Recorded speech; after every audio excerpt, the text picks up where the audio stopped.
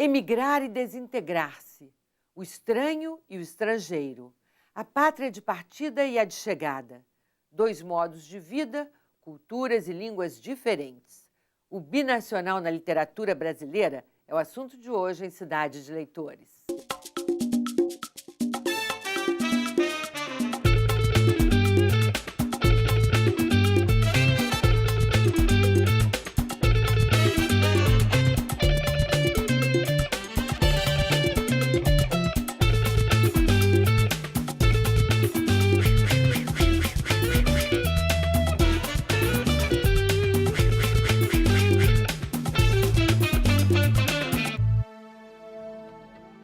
Uma visão de mundo diferente é a marca mais forte na produção artística de Jorge Duran. Ele é um roteirista conceituado e diretor premiado com filmes de sucesso no currículo, como Proibido Proibir e A Cor do Seu Destino. No programa de hoje, Duran faz um balanço de sua carreira em entrevista ilustrada com seus trabalhos mais conhecidos. Por que você não quer pensar em política? Eu não pensar em política? Isso daqui é pura política, Eu Leon. sei que isso é pura política. Você sabe que tudo é Dá política. dá licença. Eu não acho que tem política em tudo. Eu não acho que tem política no amor, nos sentimentos, na natureza, na arte. Aqui, Letícia, se eu fosse você, deixava esse sentimentalismo, esse amor de lado. Até a natureza, se você quiser. Mas na arte pode ter política, sim. Quando você coloca a política na arte, ela deixa de ser arte porque ela tá vendendo uma ideia. Então ela vira uma propaganda, Então, né? eu quero dar uma opinião também, posso? Não, você não pode dar opinião. Não pode, é proibido, proibido. É proibido, já te proibi de mexer no Vamos computador. comer, pelo amor de Deus, que eu tô Ai, morrendo de fome. vamos! Finalmente uma ideia boa do Ótima Paulo. ideia. Anfíbio é o ser vivo que pode sobreviver tanto na terra quanto na água. Trazendo-se o vocábulo para o universo da literatura, escritores anfíbios seriam os que tiveram formação na terra em que nasceram, mas alcançaram outra visão de mundo através da língua e cultura que adotaram. Esse é o tema do livro Estrangeiros, o anfíbio cultural na prosa brasileira de ficção, do professor e doutor em literatura brasileira Aron Gamal. No ensaio literário, ele analisa os escritos de 5 autores que podem ser tomados como exemplos da presença do anfíbio cultural e de sua importância para a literatura brasileira. São eles Raduan Assar, Per Jones, Milton Atum, Samuel Ravet e Moacir Scliar. Para falar da diversidade e a universalidade na obra de cada um deles, nós vamos conversar agora com Aron Gamal. Aron, de onde você partiu para chegar à definição de anfíbio cultural que você expõe aqui nesse livro Estrangeiros? Eu parti de um conceito do José Paulo Paz, nos anos 90, que foi um poeta brasileiro, em que ele discutia essa questão numa resenha que ele fez até sobre o livro do Per Jones. Então, ele dizia que faltava isso na literatura brasileira. Faltava quem estudasse melhor a questão. Agora, para entender bem o conceito de anfíbio cultural, a gente tem que entender e pressupor que há uma literatura de identidade nacional. Isso, não é isso? é isso mesmo. Quando é que se forma essa literatura de identidade nacional? Então, no Brasil, essa literatura ela se forma no romantismo, que nós estudamos normalmente na escola, né, com o José de Alencar, em que ele procura construir esse conceito de nacionalidade, porque o Brasil ele estava assim, recém-independente de Portugal e precisava de ter uma diferenciação do que se escrevia antes, né? Então, ele começa a escrever uma literatura voltada para construir a literatura, vamos dizer, nacional, como é conhecida. E essa influência desses estrangeiros, quer dizer, não é uma influência, né, dos estrangeiros, essa literatura que tem esse caráter, né, anfíbio, binacional, ela é importante de que maneira para a literatura brasileira? De que maneira ela contribui? Olha, ela contribui com uma importância partindo do seguinte ponto, é um enriquecimento, porque nós temos uma literatura que trata, como diziam os românticos, da cor local, da paisagem brasileira. E esses autores eles vão trazer uma outra experiência, que é a experiência da cultura de origem, né? Um autor anfíbio é aquele, normalmente, oriundo de uma outra cultura, de uma outra, sobretudo da imigração, né? O escritor que surge aqui no Brasil vindo de outro país ou de outra nação. Então, isso produz uma fermentação cultural nova na literatura, ao meu ver. E assim, é isso que você trata aqui na obra de 5 autores, Raduan Nassar, Per Jones, você falou há pouco, Isso mesmo. Milton Atum, Samuel Howett, não é? E Moacir Sclia. Né? São isso, esses. sim. Agora, você fala de autores que também são muito identificados com as regiões, né? Em que eles cresceram, com as suas com regiões mesmo brasileiras, como no caso do Milton Atum, né? Do romance Dois Irmãos, passado em Manaus. Ele fala dos igarapés, assim, com intimidade, né?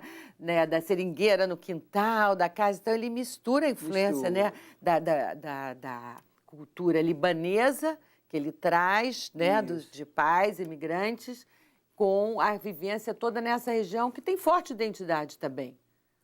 Tem forte identidade. A gente observa que no Amazonas há um componente muito forte da cultura árabe, e ele consegue explorar isso conjugando, como você está dizendo, com a cultura local. Então, a presença da cultura de origem, quando ele conta sobre a infância, né, sobre a mãe, como que ela vivia no Líbano, sobre os irmãos dela, como que eles chegaram, como que chegou o primeiro antepassado do personagem na cidade de Manaus e, ao mesmo tempo, como aquela cidade atua na formação dos personagens que ele aborda no livro. E ainda tem os Dois Irmãos, né? Que é um duplo, não é? Isso, porque eu analiso 2 livros aí, né? O Relato de um Certo Oriente, que é o primeiro livro dele, é um livro mais complexo, ele até diz isso nas entrevistas, porque o anfíbio cultural ali é interessante, porque ele vai fazendo uma ciranda de narradores, e esses narradores, uns têm origens estrangeiras, um estava no exterior, outro já é daqui, e nos Dois Irmãos, ele aborda essa questão da seguinte forma: um dos irmãos é mandado para o Líbano na infância porque os pais já reparam que eles não se dão bem e eles quase se matam quando eles são crianças. Então, o que é criado lá fora é criado de uma maneira em que a cultura libanesa influencia até certo ponto nele, enquanto o outro fica por aqui e vai tendo a vivência mais brasileira. E essa separação vai fazer com que o conflito se intensifique quando ele volta.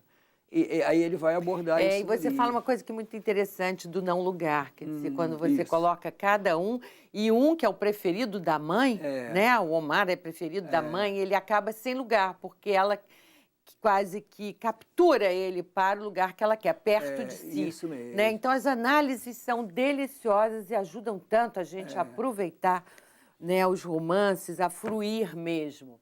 Agora vamos ver um olhar de fora para a cultura de adoção.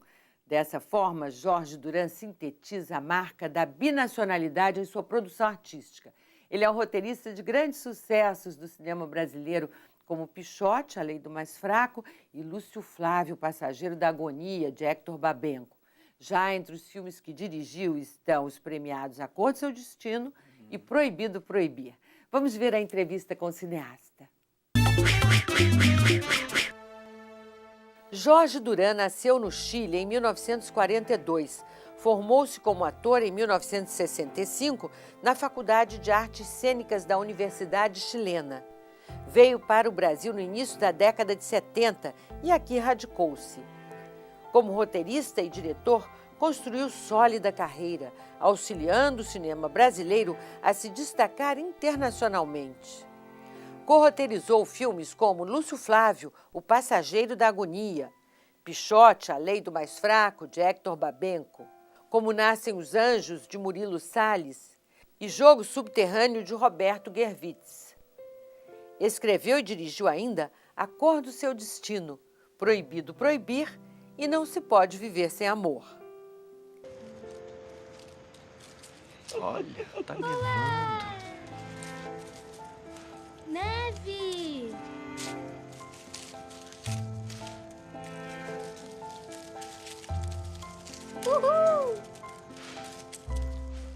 Duran, qual você acha que é a marca mais forte da binacionalidade na sua produção artística? Eu acho que, de alguma forma, você tem um olhar de fora do Brasil. Por exemplo, a modo de exemplo, na época da Cor do Seu Destino, que foi rodado em 85, eu coloquei um personagem que era uma jovem chilena, que se encontra com um primo chileno-brasileiro, porque o pai é chileno e a mãe brasileira, e numa circunstância de exílio também. É obrigada aos 18 anos, 17 anos a vir para cá. Então a Julinha Lemertz estudou espanhol com um amigo meu chileno, que também estava meio asilado, né? O primeiro asilado recebido no Brasil nessa época. E ela aprendeu espanhol e saiu muito bem. Então, é um filme que lida com a memória, com a iniciação na arte de um jovem, ainda não é um artista, um sujeito que a única forma de botar para fora de si a angústia, o silêncio, o temor, é pintando, desenhando objetos, fazendo esculturas. Mas é uma coisa instintiva, não tem um pensamento assim, vou produzir um objeto. Então, a mirada, o olhar era sobre quem é um chileno, quem é um brasileiro. ¿Es tu hermano? Sí.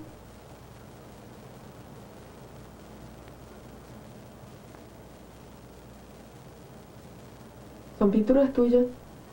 Uhum. Yo también dibujo. Ah, é? Sí. Desenho o quê? No entendí. É melhor você entender logo, senão você vai ficar por fora, hein? Olha, a Júlia Lemertz me contou uma vez, nós fizemos uma viagem juntas para um festival internacional e ela me contou exatamente essa passagem que você colocou um professor para ela tomar uma intimidade com a língua e me falou como você é um extraordinário diretor de atores. Pô, eu adoro, você começou como ator, Pô, não é? Na sua carreira artística? Sim, porque aos 18 anos, 17, 18 anos, eu dividia meu tempo entre fingir que trabalhava, qualquer trabalho servia para mim, e não tinha conseguido entrar na universidade, porque embora lia muito e via filme todo dia, passava no cinema, mas digamos assim, a educação formal não passou muito perto de mim e eu perto dela. Daí que comecei a fazer teatro amador, uma academia privada, não privada, de um município, na verdade, e aí conheci muita gente de teatro. Aos 18 anos eu já fazia teatro, vivia no mundo do teatro amador, né? Você gosta de dirigir atores? Muito, muito. Para mim, é o que eu digo, tem colegas que trabalham como preparador de atores, que eu acho muito interessante, um método que deve ser seguramente muito útil. Mas eu sinto que se eu não trabalho com o ator diretamente, eu perco o vínculo com ele. Yo no voy a estudiar aquí. ¿Prefieres perder el año? No, ¿por qué? Yo voy a continuar estudiando allá. Yo no quiero vivir aquí. Pero yo no creo que tú puedas volver luego, ¿eh? Tu situación es muy delicada. Yo no tengo miedo. Yo hice lo que tenía que hacer. Cuando vuelva a continuar haciéndolo, nadie me tapa la boca. Mas o seu trabalho de direção dos atores no filme Proibido Proibir é primoroso. Trabalhar com o Caio, a Maria Flor e o Alexandre Rodrigues foi uma experiência linda também, porque retomaram um tema que já tinha na primeira, na Cor do Seu Destino, que era um jovem adolescente, aqui um jovem na sua primeira maturidade. Assim, eu diria que é o instante que passa da vida adolescente e começa a se tornar um adulto. Eu gostei muito da universidade, de estudar na universidade, assim como não gostei no colégio, na escola, mas gostei na universidade. Fui um aluno 100% dedicado. Então eu queria fazer uma espécie de homenagem, assim, muito aspaviense, assim, muito ênfase naquilo, mas queria fazer uma homenagem na importância da universidade. E essa que é a tua namorada? Que tu falou, que tu me trouxe aqui pra apresentar. E eu? Te apresentar, minha namorada? Você veio aqui sozinho. Tá me escondendo o ouro, né, malandrinho? Tá me devendo uma explicação. Te devendo explicação por quê? Você não é minha analista, não é minha mãe, não é nada. Ainda bem que meu ouvido tá cheio de cera. A sereia é Belíssima. Respeito, claro. E eu te conheço, Ulisses? Meu nome é Paulo de Almeida Brandão. Seu humilde servidor. Vamos.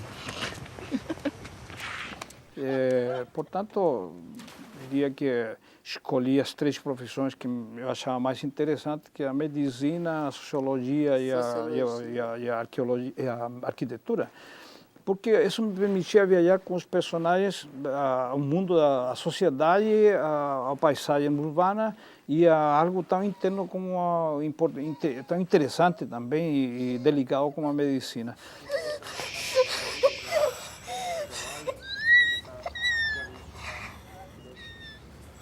Calma, calma, a gente vai cuidar de você. Viu?